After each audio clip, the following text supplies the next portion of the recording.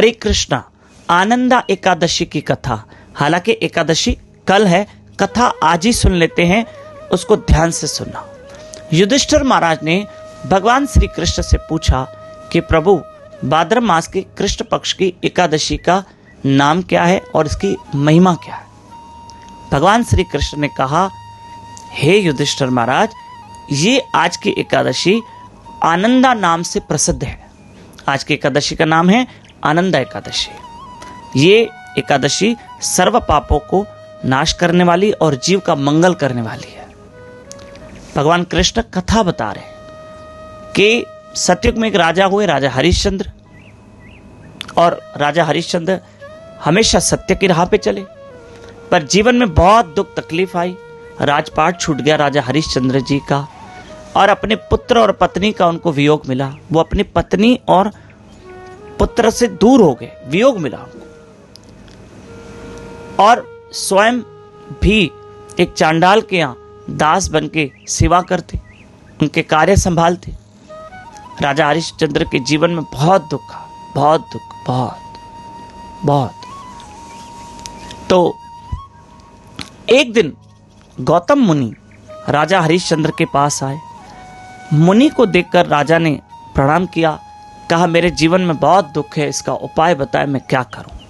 मुनिवर ने कहा कि आप आनंदा एकादशी का व्रत करें, कीर्तन करें और रात्रि में जागरण करें। ये आपको उपवास करना है और प्रभु को याद करके अपनी एकादशी सफल करना। आपके सारे कष्ट दुख दूर हो जाएंगे, जीवन में आनंद होगा। इसलिए इस एकादशी का नाम आनंदा एकादशी भी है। राजा हरिश्चंद्र जी ने मुनि के कहने पर आज की एकादशी का व्रत किया, विधिवत व्रत किया, जागरण किया, रात्रि में कीर्तन भजन स्मरण किया। और फिर राजा हरिश्चंद्र के इस व्रत करने से फिर से राजा हरिश्चंद्र को सब कुछ प्राप्त हुआ। फिर से उनको राजपाट मिला और पत्नी और पुत्र से जो उनका वियोग हो गया था, फिर पुनर्मिलन हुआ। जो आज की एकादशी की कथा सुनते पढ़ते हैं उनको अश्वमेध यज्ञ का फल मिलता है।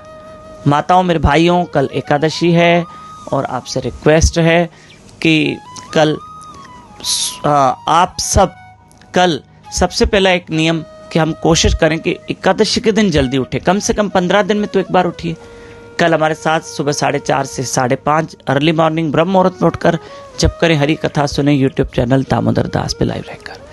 दिन भर में भजन सिमरन कथा कीर्तन गीता भागवत पढ़ना है और अपनी एकादशी सफल करनी है। हरे कृष्ण। और हाँ, रोज सुबह 4:30 बजे मेरे ठाकुर जी की लीला, मेरी राधा रानी जी की महिमा चल रही है।